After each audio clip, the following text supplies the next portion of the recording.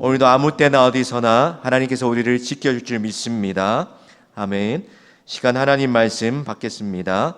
이 복된 시간 주신 하나님 말씀은 구약성경 사무엘상 19장 8절에서 17절까지 말씀입니다. 구약성경 사무엘상 19장 8절에서 17절까지 말씀으로 하나님과 함께할 때 누리는 은혜라는 제목으로 우리 하나님 말씀 받겠습니다.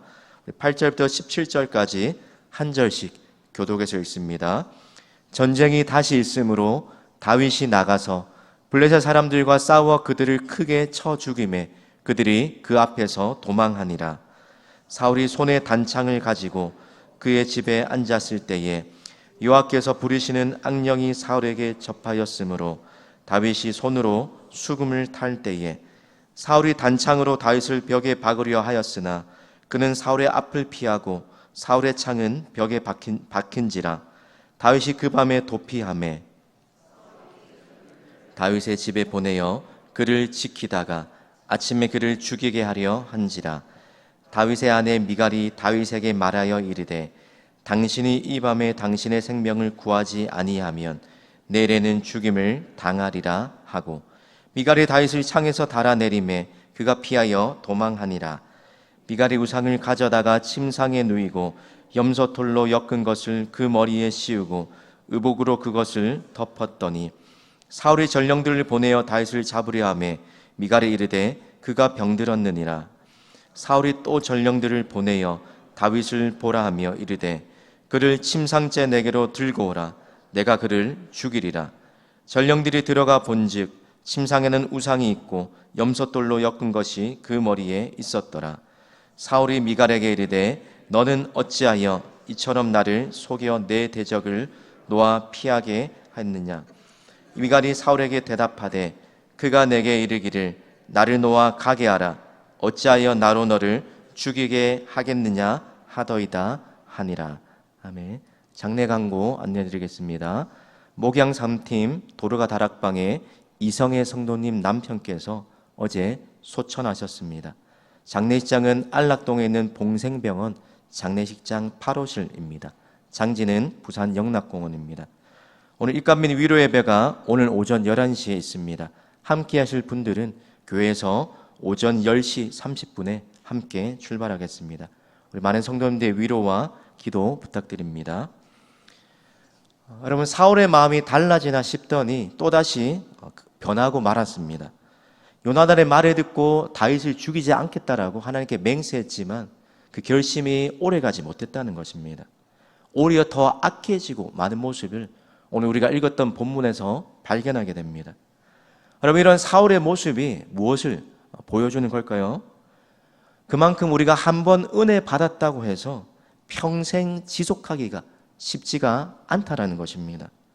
그럼 그렇다면 받은 은혜를 우리가 지속할 수 있는 그 방법이 무엇입니까? 우리가 잘 아는 대로 갈라디아서 5장 16절 말씀을 우리 화면에 보시고 같이 읽겠습니다. 시작. 너희는 성령을 따라 행하라. 그리하면 육체의 욕심을 이루지 아니하리라. 아멘. 그럼 첫 번째로 사울의 모습을 통해서 우리가 발견하게 되는, 우리가 놓치지 말아야 할 한 가지 사실이 있습니다. 바로 우리가 말씀을 읽은 대로 성령을 따라 행하는 것입니다. 여러분, 계속해서 우리가 사울과 다윗의 모습을 대조적으로 살펴보고 있지 않습니까? 그런데 특별히 18장과 19장을 보면 거기서 발견되는 사울과 다윗의 분명한 차이점이 하나가 있다는 것입니다. 그럼 어떤 차이입니까? 바로 하나님께서 함께 하시는 인생인가, 아니면 하나님이 함께 하시지 않는, 하나님이 떠난 인생인가라는 이 분명한 차이라는 것입니다. 그럼 이런 기준으로 다윗을 또 사울의 삶을 확연하게 구별되고 있다는 겁니다. 그럼 다윗이 이런 기준으로 볼 때 어떤 사람에 속합니까? 하나님이 함께 하시는 사람이 바로 다윗이었다는 것입니다. 그럼 18장에 3번이나 하나님이 다윗과 함께 하셨다라고 화면에 보는 대로 여호와께서 사울을 떠나 다윗과 함께 계셨다. 여호와께서 그와 함께 계셨다. 여호와께서 다윗과 함께 계심을 사울이 보고 알았다라고 분명히 하나님과 함께하는 다윗의 모습을 이야기하고 있습니다. 그런데 반면에 사울의 모습은 어떠합니까? 하나님과 멀어진 인생이 바로 사울이었다는 것입니다. 18장과 19장의 사울의 모습을 보면 참 비참합니다. 점점 더 악령에 사로잡혀서 자신의 육체의 본성을 따라 살아가는 그 모습이 바로 사울의 모습이라는 겁니다. 그럼 그만큼 하나님께서 함께 하실 때와 또 함께 하시지 않을 때가 우리의 삶에 분명한 차이가 나타나고 또 그런 분명한 확연한 삶의 차이를 만들어낸다는 것입니다. 그 차이를 우리가 좀 전에 읽은 대로 갈라디아서의 말씀을 비추어서 보자면 바로 성령을 따라 행하는가 그리고 육체의 소욕을 따라 행하는가 이 두 가지 사실로 하나님과 함께 하시는 인생과 하나님이 함께 하시지 않는 하나님을 떠난 인생의 차이가 분명히 구별이 된다는 것입니다. 여러분, 하나님의 영이 떠나간 하나님과 멀어진 사울의 모습을 한번 보십시오. 어떤 모습이 나타납니까? 육체의 본성을 제어하지 못하고 육체의 소욕대로 자신의 느낌과 감정대로 그 시기와 미움과 다툼과 증오심과 적대심을 버리지 못하고 끝까지 그 육체의 소욕에 사로잡혀서 살아가고 있다는 것입니다. 그래서 다윗을 끝없이 증오하고 어떻게 하면 죽일 수 있을까? 한번 은혜를 받아서 잠시 돌이키고 변하는 것 같았지만 그러나 하나님의 영이 떠나가자 하나님과 함께하는 하지 않는 삶이 계속되자 사울의 삶이 끝없이 육체의 소욕대로 살아가고 말았다는 것입니다. 분명히 그것이 잘못되었다는 것을 알고 있음에도 불구하고 절제하지 못합니다. 또 옳지 않은 일에 집착하게 되는 모습을 오늘 본문에서 사울의 모습에서 분명히 보여주고 있습니다. 그런데 하나님이 함께하는 다윗의 모습을 보면 어떻습니까? 사울과 정반대죠. 성령의 인도함을 받아서 육체의 소욕을 죽이면서 살아가는 그 삶이 바로 하나님이 함께하는 다윗의 모습이었다는 것입니다.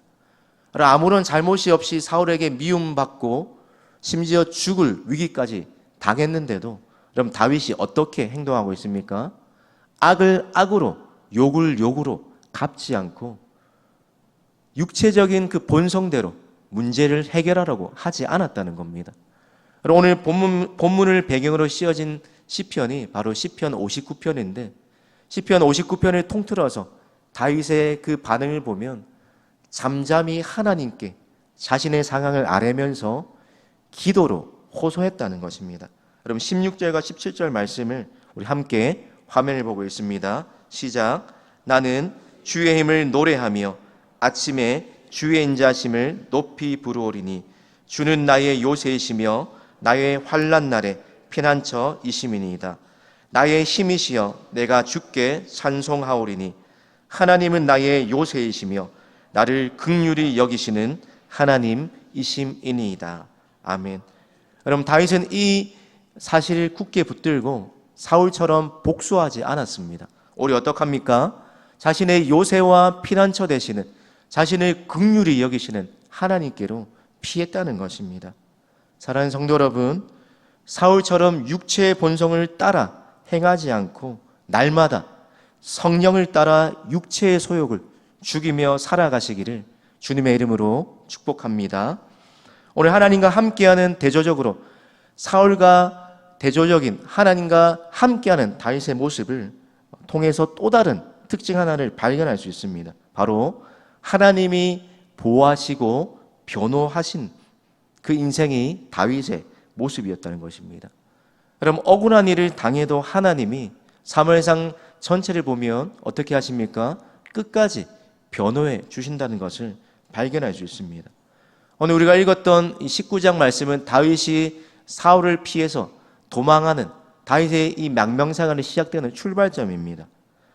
여러분 블레셋 사람을 도망하게 했던 그 다윗이 역설적이게도 사울 앞에서 피해서 도망가게 되는 상황을 맞이하고 말았습니다.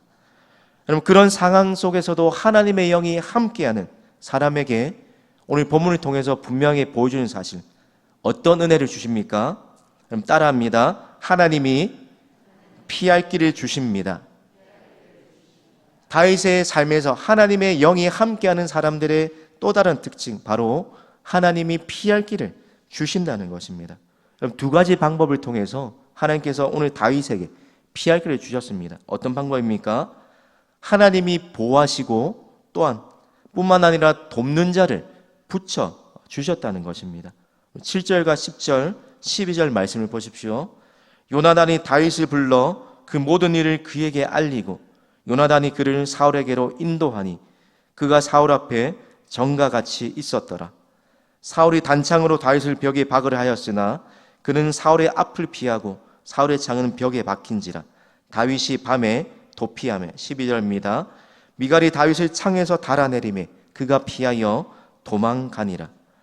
그럼 하나님께서 10절의 말씀처럼 사울이 단창을 던졌지만 그 위기에서 벗어난 하나님께서 직접 보호하실 뿐만 아니라 위기의 순간 때마다 가장 적절한 때에 때를 따라서 적합한 사람들을 보내주셔서 다윗을 위기에서 사울의 올무에서 건져주셨다는 것입니다.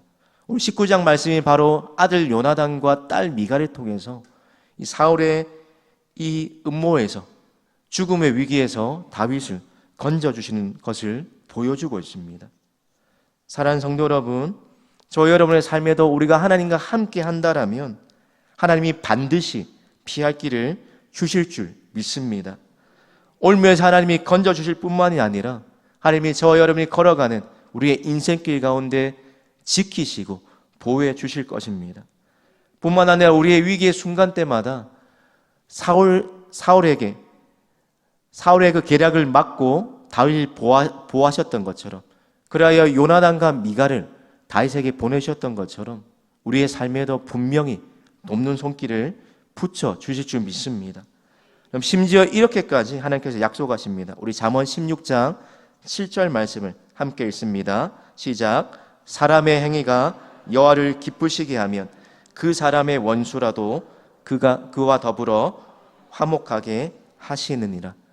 바라기는 저 여러분도 다윗처럼 하나님과 함께할 때 누리는 이런 놀라운 은혜가 충만하시기를 주님의 이름으로 축복합니다.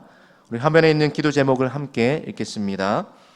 육체의 본성과 소욕대로 살지 않고 성령을 따라 살아가게 하옵소서. 모든 환난에서 지키시고 보호하시는 하나님의 손길을 경험하게 하옵소서. 아멘. 기도하겠습니다. 우리와 항상 함께 하시며 지키시고 보호하시는 하나님 아버지, 오늘 다윗의 인생길에서 지키시고 보호하실 뿐만 아니라 때를 따라 돕는 손길을 만나게 하신 것처럼 오늘 하루를 살아가는 우리 모든 성도님들의 삶 가운데에 하나님께를 피할 길을 내어주시며 돕는 손길을 붙여주시기를 원합니다. 뿐만 아니라 오늘 하루를 살아갈 때에 받은 은혜를 잘 지키게 하시며 육체의 소욕을 이기고 성령을 따라 살아가게 하여 주시옵소서.